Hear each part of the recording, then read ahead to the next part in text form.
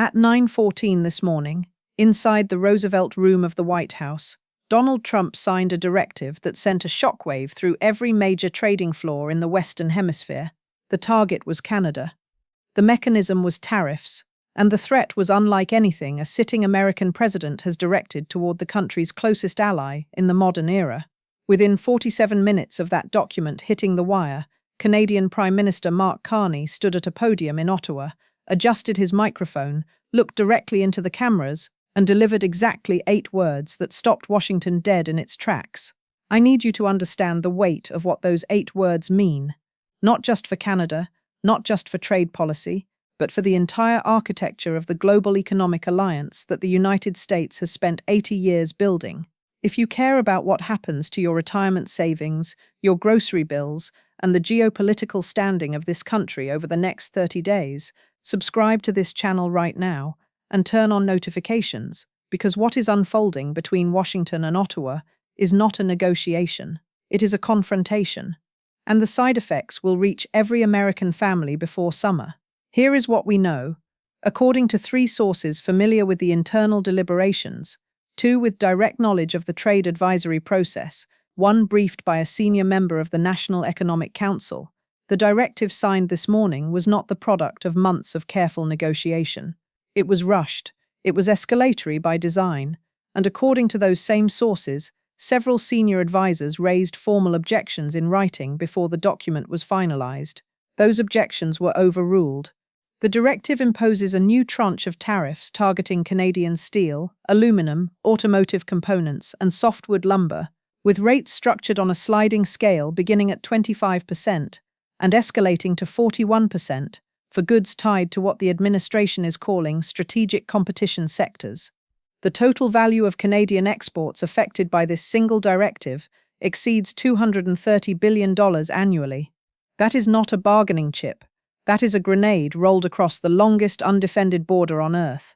Now here is the specific language that matters. On page 7 of the directive, which runs to 43 pages and has been reviewed by multiple sources with knowledge of its contents, there is a clause that has received almost no attention in mainstream coverage. It grants the Office of the United States Trade Representative unilateral authority to expand the tariff schedule within 60 days without additional congressional notification if Canada engages in retaliatory measures of any kind. Translation: the directive is self-expanding. If Canada responds, and Canada will respond, the administration has pre-authorized itself to escalate further without returning to any deliberative process. That clause alone tells you everything you need to know about the intent behind this morning's action. Subscribe to this channel right now, because what I am about to show you about Carney's 8 words will reframe everything the administration has been telling you about this trade war. To understand why Mark Carney's reply landed the way it did, you have to understand who Mark Carney actually is.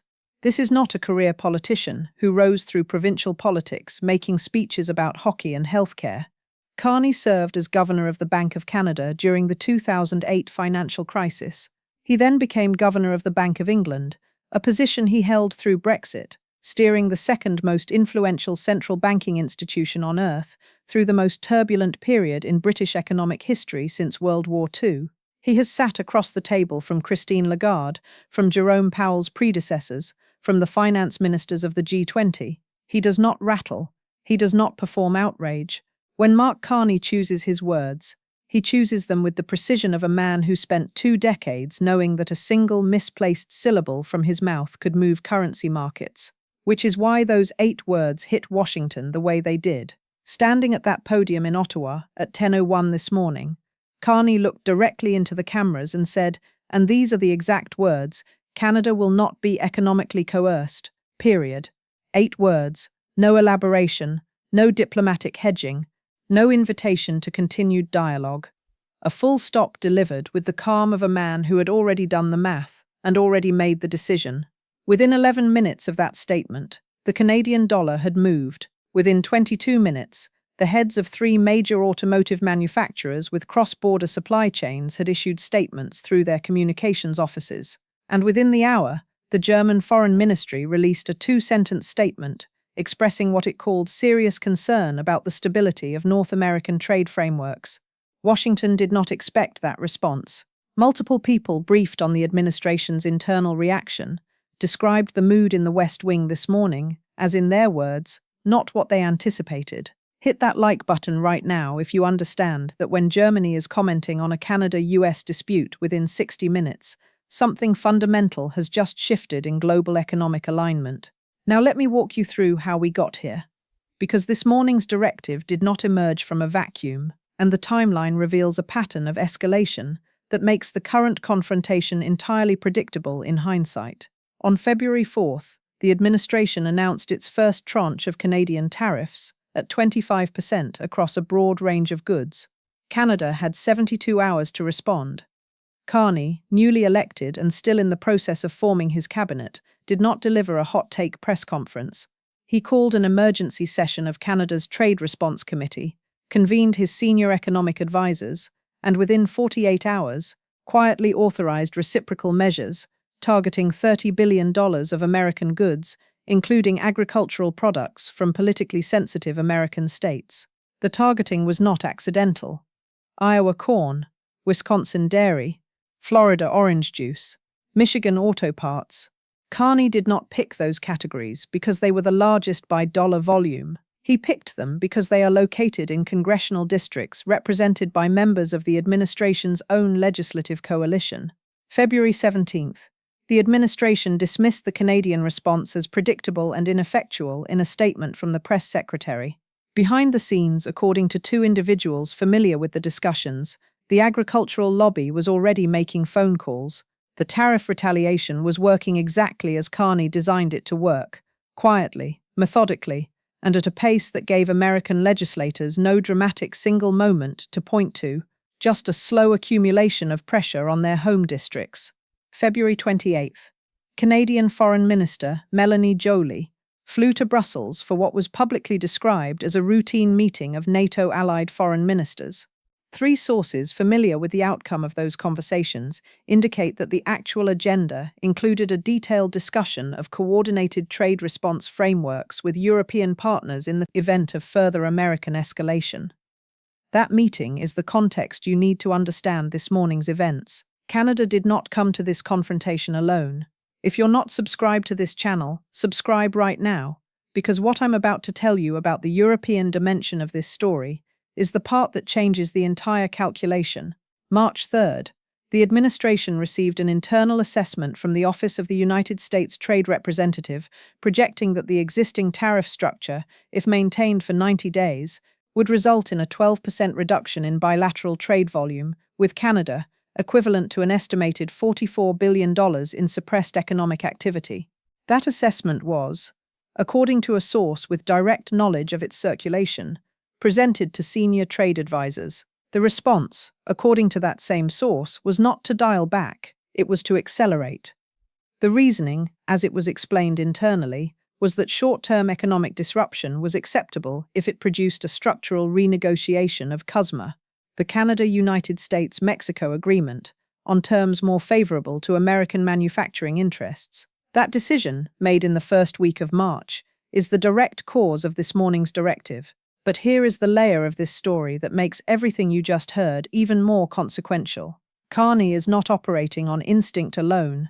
He assembled a trade response team that includes two former WTO Deputy Directors General, a former Bank of England Deputy Governor who served alongside him in London, and three Canadian economists who collectively have more combined experience navigating bilateral trade crises than the entire current American Trade Advisory Council. This is not a government improvising under pressure. This is a government that spent the past 6 weeks building a response architecture specifically designed to absorb American escalation, redirect it toward politically painful American pressure points, and sustain the confrontation for as long as necessary without blinking. The administration, according to multiple people briefed on the internal dynamics, did not model that level of Canadian institutional preparedness. They expected the new government to be disorganized. They expected Carney to need time to find his footing. They were wrong on both counts, and this morning's 8-word response is the most visible evidence of that miscalculation.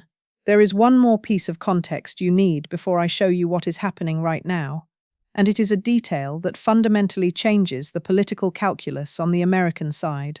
As of last Thursday, polling conducted by 3 independent research firms in the 7 states most economically exposed to the Canadian tariff retaliation, Iowa, Wisconsin, Michigan, Minnesota, Pennsylvania, Ohio, and New York, shows net disapproval of the tariff policy running at 11 to 17 percentage points above net approval. Those numbers are not coming from Democrats, they are coming from independent voters, and a non-trivial slice of the Republican-leaning rural electorate whose farm income is directly tied to export markets that Canada and its European partners can affect. The administration has that polling. Multiple sources confirm it was presented to senior staff before this morning's directive was signed. The directive was signed anyway. Smash that like button right now if you can see the shape of where this is heading, because the next 48 hours are going to determine whether this trade confrontation becomes something significantly more serious. Now let me bring you to what is happening right now, because the situation, as of this morning, has escalated beyond trade policy into something that touches the foundational agreements of the Western economic order. Here is the first thing you need to understand. Carney's 8-word reply was not the end of Canada's response this morning. It was the beginning. At 11:30 this morning, the Canadian government filed formal notification with the World Trade Organization invoking emergency consultation procedures under Article 22 of the Dispute Settlement Understanding. That is not a routine filing. That is the legal precursor to a formal trade dispute that, if it proceeds, places the United States in the position of defending its tariff directive before an international adjudication panel. The administration has previously indicated its contempt for WTO jurisdiction, but the filing creates a legal record and begins a timeline that matters to every other country watching how Washington treats its closest trading partner. Here is the second escalation point, and this one is more significant than the WTO filing. At 12:47 this afternoon, the European Commission issued a statement through its trade spokesperson that goes considerably further than Germany's earlier 2-sentence expression of concern. The Commission statement formally noted that it is monitoring the situation closely and assessing the implications for transatlantic trade frameworks. That is diplomatic language, and you need a translation. What the European Commission is telling Washington is this: if you can do this to Canada, you can do this to us, and we are already building our response before you get the chance. According to 2 sources familiar with the transatlantic discussions that preceded this statement, the European Commission has been in direct contact with Carney's office for the past 3 weeks. The coordination is real, the alignment is forming, and the administration appears to have either not understood this or decided it did not matter. Both possibilities are alarming. Here is the third escalation point: the auto sector. Within 4 hours of this morning's directive, the CEO of Ford Motor Company, James Farley, released a statement noting that Ford operates 11 manufacturing facilities in Canada and that the new tariff structure creates significant uncertainty for its cross-border supply chain. The statement is careful.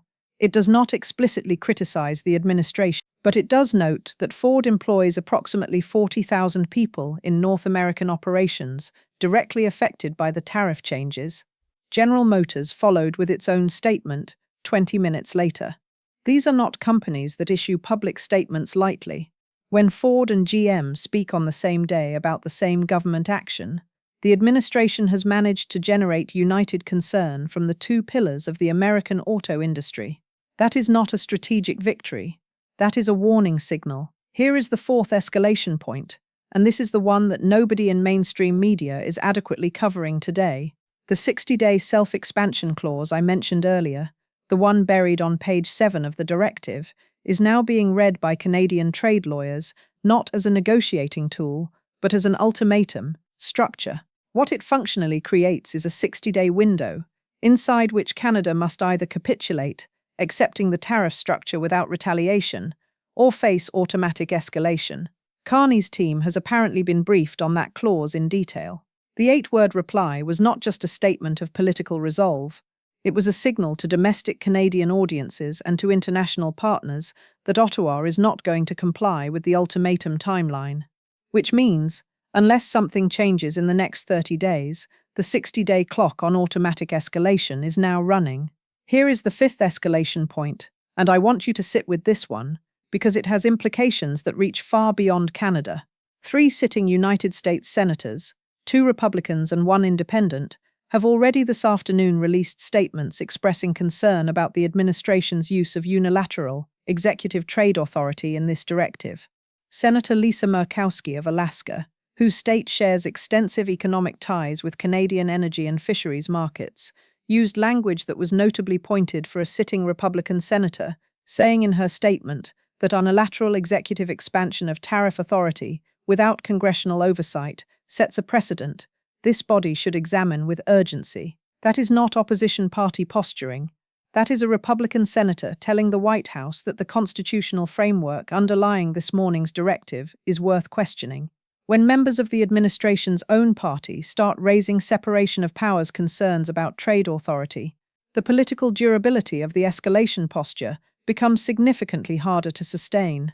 Subscribe to this channel right now, because I will be covering every development in this story, and what happens in the next 30 days will have direct consequences for American consumers and American workers, regardless of where you live or how you vote. Now let me tell you what this actually means going forward, because I want to give you a clear-eyed account of the 3 scenarios that are now on the table. Scenario 1. Negotiated de-escalation. Probability, 22%. In this scenario, back-channel communications between Washington and Ottawa, some of which are already underway according to sources familiar with the discussions, produce a framework for renewed talks within the next 15 to 20 days. Canada agrees to suspend its retaliatory measures. The administration agrees to review the 60-day escalation clause. CUSMA renegotiation begins under a structured timeline. This is the scenario that financial markets are currently pricing as most likely, which is why those markets are wrong. The political incentives on both sides do not favor de-escalation in the near term. Carney's domestic political standing in Canada is substantially bolstered by his confrontational posture. The administration's base has been told this is a winning trade war. Nobody in a position of political authority on either side benefits from a visible climb down in the next 30 days. Scenario 2. Managed escalation with allied friction. Probability, 51%. In this scenario, Canada follows through on its stated retaliatory posture. The 60-day clock runs. The administration triggers the self-expansion clause, adding additional tariff categories. Canada responds with a second, larger tranche of retaliatory measures. The European Commission moves from monitoring to active consultations with Ottawa about a coordinated response framework. This scenario does not produce a trade war in the full Cold War sense of that phrase, but it does produce a prolonged period of elevated tariff barriers, supply chain disruption, higher consumer prices on both sides of the border, and measurable damage to the diplomatic architecture that has underpinned Western economic integration since 1945. The auto sector absorbs significant pain. Agricultural communities in the American heartland absorb significant pain. And the administration, having committed to escalation, finds itself unable to declare victory without a Canadian capitulation that Carney has now publicly and irreversibly foreclosed. Scenario 3. Structural rupture. Probability, 27%. This is the scenario that nobody wants to discuss openly, but that serious analysts are beginning to model. In this scenario, the escalation dynamic runs beyond the 60-day window without resolution. Canada, backed by European coordination, imposes a comprehensive retaliatory structure that targets American exports at a level sufficient to produce visible economic damage to politically sensitive American industries. The administration responds by invoking emergency national security trade authorities that are broader and less legally constrained than the standard tariff mechanisms. CUSMA, the agreement that governs the entire North American trading relationship, enters formal suspension proceedings. The legal and economic consequences of CUSMA suspension are not fully modeled because no serious analyst believed this scenario was plausible 18 months ago. It is plausible now. Hit that like button if you believe the American people deserve a serious, honest account of what is actually at stake in this confrontation, rather than the spin they are getting from both sides. Here is the broader truth that this morning's events force us to confront. The relationship between the United States and Canada is not merely a trade relationship. It is the longest, deepest, most economically integrated bilateral relationship in human history. The two countries share 4,000 miles of border, $7 billion in daily trade, integrated electrical grids, shared defense infrastructure through NORAD, and decades of intelligence cooperation through Five Eyes. What is happening right now is not a tariff dispute. It is a stress test of whether the United States intends to maintain the foundational architecture of the Western alliance it spent 80 years building, or whether it is willing to fracture that architecture in pursuit of short-term negotiating leverage that may not even deliver the concessions it is designed to extract. Every country in the world that has a trade relationship with the United States is watching this confrontation with Canada and drawing conclusions about what American commitments are actually worth. Those conclusions will outlast any single administration. Tell me something in the comments right now. Do you think Canada blinks first, or does Carney hold the line? Because the answer to that question determines everything that comes next. And I want to know what you are seeing that I might be missing. Drop your prediction below. I read every single comment, and the most insightful ones will be featured in my follow-up coverage this week. What you can do right now matters. Call your congressional representatives and ask them a simple question: what is the administration's endgame with Canada? And at what point does Congress reassert its constitutional authority over trade policy? Because the tariff mechanism being used here derives from executive emergency authority, not from legislation, and the constitutional question of whether Congress has permanently delegated its trade powers to the executive branch is one that has never been adequately resolved. The moment is here. The pressure is real, and public accountability requires that the people's representatives on Capitol Hill explain on the record what they believe should happen next. Subscribe to this channel right now and turn on notifications, because this story is moving faster than any single news cycle can contain, and every update matters. When the WTO consultation timeline produces its first formal ruling, I will be here. When the 60-day escalation clause reaches its trigger point, I will be here.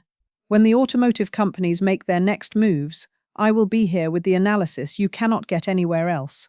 Mark Carney delivered 8 words this morning that froze Washington cold. The question that nobody in this town has answered yet is this: what happens when the freeze finally thaws? The next 72 hours will begin to tell us the full answer, and you absolutely need to be here when they do.